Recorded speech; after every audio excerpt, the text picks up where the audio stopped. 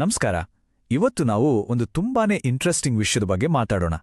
ಪ್ರಾಮಾಣಿಕತೆಯನ್ನು ಅಂದ್ರೆ ಅಥೆಂಟಿಸಿಟಿಯನ್ನು ಸೃಷ್ಟಿಸೋಕೆ ಒಂದು ನೀಲನಕ್ಷೆ, ಒಂದು ಬ್ಲೂಪ್ರಿಂಟ್ ಇದೆ ಅಂದ್ರೆ ನಂಬ್ತೀರಾ? ಹೌದು, ಇದು ಕೇವಲ ಒಂದು ಕಥೆ ಅಲ್ಲ, ಬದಲಿಗೆ ಒಂದು ಸಹಾನುಭೂತಿಯುಳ್ಳ ನಿರೂಪಣೆಯನ್ನ ಹೇಗೆ ವ್ಯವಸ್ಥಿತವಾಗಿ ಡಿಸೈನ್ ಮಾಡಬಹುದು ಅನ್ನೋದ್ರ ಬಗ್ಗೆ ಇರುವ ಒಂದು ಡೀಟೇಲ್ಡ್ ಗೈಡ್. ಬನ್ನಿ ಇದ್ರ ಬಗ್ಗೆ ಇನ್ನಷ್ಟು ತಿಳ್ಕೊಳ್ಳೋಣ. ಈ ಇಡೀ ಕಾನ್ಸೆಪ್ಟ್ನ ಮೂಲ ಎಲ್ಲಿದೆ ಅಂತ ಶುರು ಮಾಡೋಣ. ಇಲ್ಲೊಂದು ಮಾತಿದೆ, ಸಾಂಸ್ಕೃತಿಕವಾಗಿ ಬೇರೂರಿರುವ ಗೌರವಯುತ ಕಥೆಗಳನ್ನು ಬಳಸಿ. ಅಂದ್ರೆ ಮಣ್ಣು, ಋತುಗಳು, ನಮ್ಮ ಜೀವನೋಪಾಯ, ನಮ್ಮ ದೈನಂದಿನ ಘನತೆ, ಈ ಎಲ್ಲದರ ಬಗ್ಗೆ ಮಾತಾಡಿ ಅಂತ.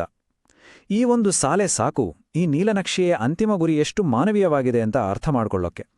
ಆದ್ರೆ ಇಲ್ಲೊಂದು ದೊಡ್ಡ ಪ್ರಶ್ನೆ ಬರುತ್ತೆ ಅಲ್ವಾ, ಇಷ್ಟು ಸಹಜವಾಗಿ ಇಷ್ಟು ಹ್ಯೂಮನ್ ಆಗಿ ಕೇಳಿಸೋ ಒಂದು ಕಥೆಯನ್ನ ಸೃಷ್ಟಿ ಮಾಡೋಕೆ ಎಂಥ ಸಿಸ್ಟಮ್ ಬೇಕು? ಬನ್ನಿ ಇದ್ರ ಹಿಂದಿನ ಮೆಕ್ಯಾನಿಕ್ಸ್ ಏನು ಅಂತ ಒಟ್ಟಿಗೆ ಬಿಡಿಸ್ ನೋಡೋಣ. ಸರಿ, ಮೊದಲನೆಯದಾಗಿ ನಾವು ನೋಡ್ತಾ ಇರೋದು ಏನು ಅಂತ ಕ್ಲಿಯರ್ ಮಾಡ್ಕೊಳ್ಳೋಣ. ಇದು 19 ನಿಮಿಷಗಳ ಒಂದು ಡಾಕ್ಯುಮೆಂಟರಿ ಸ್ಟೈಲ್ನಲ್ಲಿ ಇರುವ ಆಡಿಯೋ ನಿರೂಪಣೆಯನ್ನ ಹೇಗೆ ರಚಿಸಬೇಕು ಅನ್ನೋದಿಕ್ಕೆ ಕೊಟ್ಟಿರುವ ಸೂಚನೆಗಳ ಒಂದು ಸೆಟ್. ಇದು ಒಂದು ರೀತಿ ಹೊಸ ಬಗೆಯ ಕಥೆ ಹೇಳುವ ವಿಧಾನವೇ ಸರಿ. ಹಾಗಿದ್ರೆ ಇದರ ಅಸಲಿ ಗೋಲ್ ಏನು, ಗುರಿ ಏನು? ಒಂದು, ಮಾನವೀಯ ಸಾಕ್ಷಿಚಿತ್ರ ಶೈಲಿಯ ಧ್ವನಿ ನಿರೂಪಣೆಯನ್ನು ಸೃಷ್ಟಿಸೋದು. ಅಂದಹಾಗೆ ಇದನ್ನ ಯಾರೂ ಬೇಕಾದ್ರೂ ಹೇಳೋದಲ್ಲ, ಬದಲಿಗೆ ಒಬ್ಬ ನಿರ್ದಿಷ್ಟ ಎಕ್ಸ್ಪರ್ಟ್, ಒಬ್ಬ ತಜ್ಞನ ಪಾತ್ರದಲ್ಲಿ ಇರೋ ವ್ಯಕ್ತಿ ಮಾತ್ರ ಹೇಳಬೇಕು. ಇಲ್ಲಿ ಮಾನವೀಯ ಅನ್ನೋ ಪದಕ್ಕೆ ತುಂಬಾನೇ ಒತ್ತು ಕೊಡಲಾಗಿದೆ. ಸರಿ, ಈ ಧ್ವನಿಗೆ ಒಂದು ವ್ಯಕ್ತಿತ್ವ ಕೊಡಲಾಗಿದೆ ಅಂತ ಹೇಳಿದ್ವಿ. ಹಾಗಿದ್ರೆ ಅದು ಯಾರು, ಯಾವ ಪಾತ್ರವನ್ನ ಅದು ನಿಭಾಯಿಸಬೇಕು? ಇದನ್ನ ಅರ್ಥ ಮಾಡ್ಕೊಳ್ಳೋದು ரொம்ப ಇಂಪಾರ್ಟೆಂಟ್. ಯಾಕಂದ್ರೆ ನಿರೂಪಣೆಯ ಪೂರ್ತಿ ಟೋನ್ ನಿರ್ಧಾರ ಆಗೋದೇ ಇದರಿಂದ. ನೋಡಿ, ಆ ನಿರೂಪಕನ ಪಾತ್ರವನ್ನ ಹೀಗೆ ಡಿಫೈನ್ ಮಾಡಲಾಗಿದೆ: ಒಬ್ಬ ಖ್ಯಾತ ರಾಜಕೀಯ ತಂತ್ರಜ್ಞ, ಜೊತೆಗೆ ಚುನಾವಣಾ ವಿಶ್ಲೇಷಕ, ಜೊತೆಗೆ ರಾಜಕೀಯ ಅರ್ಥಶಾಸ್ತ್ರಜ್ಞ. ಇದು ಬರೀ ಒಂದು ಹುದ್ದೆಯಲ್ಲ, ಬದಲಿಗೆ ಜ್ಞಾನ, ಅಧಿಕಾರ ಮತ್ತು ಅನುಭವವನ್ನ ಪ್ರತಿನಿಧಿಸುವ ಒಂದು ಸಂಪೂರ್ಣ ವ್ಯಕ್ತಿತ್ವ. ಈ ಪಾತ್ರದಲ್ಲಿ ಒಂದು ವಿಚಿತ್ರ ಡ್ಯುಯಾಲಿಟಿ ಇದೆ. ಅಂದ್ರೆ ಎರಡು ಮುಖ ಇದೆ. ಒಂದು ಕಡೆ ಜನರ ಜೊತೆ ಮೃದುವಾಗಿರು ಮತ್ತು ಶಾಂತ ಅಧಿಕಾರಯುತ ಧ್ವನಿ ಅನ್ನೋ ಮಾನವೀಯ ಗುಣಗಳು, ಇನ್ನೊಂದು ಕಡೆ ಅಂಕಿಅಂಶಗಳ ವಿಷಯದಲ್ಲಿ ಕಠಿಣವಾಗಿರು ಮತ್ತು ವ್ಯಕ್ತಿಗಳನ್ನಲ್ಲ ವ್ಯವಸ್ಥೆಗಳನ್ನ ಟಾರ್ಗೆಟ್ ಮಾಡು ಅನ್ನೋ ಅನಾಲಿಟಿಕಲ್ ಗುಣ. ಇದು ಸಹಾನುಭೂತಿ ಮತ್ತು ವಸ್ತುನಿಷ್ಠತೆಯ ಒಂದು ಪರ್ಫೆಕ್ಟ್ ಮಿಕ್ಸ್ ಅನ್ನ ಸೃಷ್ಟಿ ಮಾಡುತ್ತೆ. ಈಗ ಬರೋಣ ಈ ನೀಲನಕ್ಷೆಯ ಬಹುಶಃ ಅತಿ ಇಂಟ್ರೆಸ್ಟಿಂಗ್ ಭಾಗಕ್ಕೆ. ಅದೇ ಕಂಟೆಂಟ್ ಫೈರ್ವಾಲ್. ಇದೊಂದು ರೂಲ್. ಕಥೆ ಹೇಳುವಾಗ ಕೆಲವು ಪದಗಳನ್ನ, ಕೆಲವು ಐಡಿಯಾಗಳನ್ನ ಕಂಪ್ಲೀಟಾಗಿ ಬ್ಯಾನ್ ಮಾಡಬೇಕು ಅಂತ ಹೇಳುತ್ತೆ. ಇದ್ರ ಉದ್ದೇಶವಾದ್ರೂ ಏನು? ಯಾವೆಲ್ಲ ಪದಗಳನ್ನ ಬಳಸಬಾರ್ದು ಅಂತ ಒಂದು ಲಿಸ್ಟ್ ಇದೆ. ಅದರಲ್ಲಿ ಎಐ, ಪ್ರಾಂಪ್ಟ್, ಮಾಡೆಲ್, ಟೂಲ್ ಈ ತರಹದ ಪದಗಳಿವೆ. ಇಂಥ ಯಾವುದೇ ಟೆಕ್ನಿಕಲ್ ಪದಗಳನ್ನ ಮಾತಾಡುವಾಗ ಬಳಸೋ ಹಾಗೇ ಇಲ್ಲ. ಇದು ಯಾಕೆ ಅಂತ ಸ್ಪಷ್ಟವಾಗಿ ಗೊತ್ತಾಡುತ್ತೆ. ತನ್ನ ಮೂಲವನ್ನ ಮುಚ್ಚಿಡುವ ಒಂದು ಪ್ರಯತ್ನ.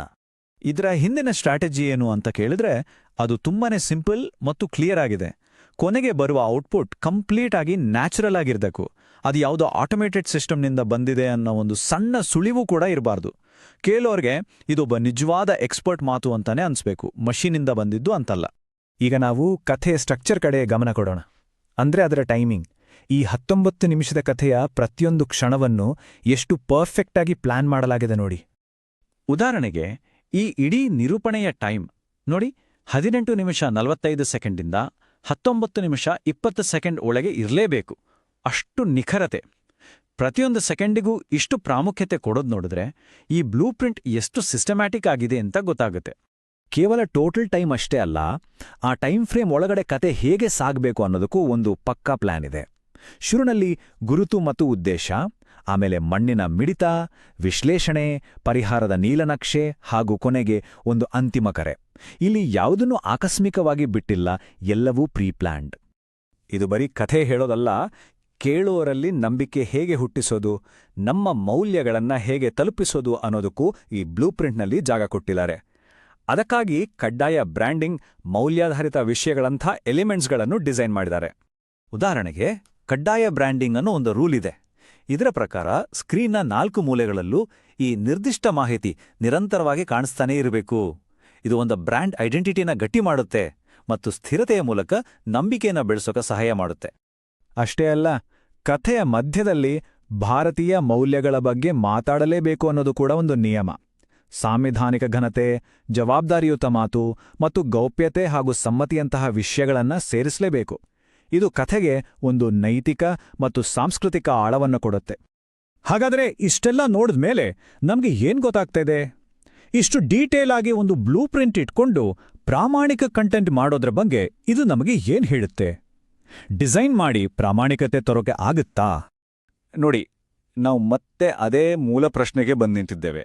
ಒಂದು ಕಡೆ ತುಂಬನೇ ಸಹಾನುಭೂತಿಯಿಂದ ಮಾನವೀಯವಾಗಿ ಒಂದು ಕತೆ ಹೇಳಬೇಕು ಅನ್ನೋ ಗುರಿ, ಇನ್ನೊಂದು ಕಡೆ ಆ ಗುರಿಯನ್ನ ಮುಟ್ಟೋಕ್ಕೆ ಬಳಸುವ ಕಠಿಣವಾದ ಬದಲಾಯಿಸಲಾಗದ ನಿಯಮಗಳ ಒಂದು ಸಿಸ್ಟಮ್. ಒಂದು ಮಾನವೀಯ ಗುರಿ ಮತ್ತು ಅದನ್ನು ಸಾಧಿಸೋಕೆ ಒಂದು ಯಾಂತ್ರಿಕ ಪ್ರಕ್ರಿಯೆ. ಇವೆರಡರ ನಡುವಿನ ಈ ತಿಕ್ಕಾಟ ನಿಜಕ್ಕೂ ನಮ್ಮನ್ನ ಯೋಚನೆಗೆ ಹಚ್ಚುತ್ತೆ. ಹಾಗಾಗಿ ಕೊನೆಗೆ ಉಳಿಯೋ ಪ್ರಶ್ನೆ ಒಂದೇ: ಒಂದು ನಿರೂಪಣೆಯನ್ನ ಇಷ್ಟು ಪರ್ಫೆಕ್ಟ್ ಆಗಿ ಇಂಜಿನಿಯರ್ ಮಾಡಿದ್ಮೇಲೆ ಪ್ರಾಮಾಣಿಕ ಅಥವಾ ಅಸಲಿ ಅನ್ನೋದಕ್ಕೆ ನಿಜವಾದ ಅರ್ಥವಾದ್ರೂ ಏನು? ಆಧುನಿಕ ಮಾಧ್ಯಮದಲ್ಲಿ ಡಿಸೈನ್ ಮತ್ತು ಅಸಲಿತನದ ನಡುವಿನ ಈ ಸಂಬಂಧ ನಮ್ಮೆಲ್ಲರನ್ನೂ ಆಳವಾಗಿ ಯೋಚಿಸುವಂತೆ ಮಾಡುತ್ತೆ ಅಲ್ವಾ?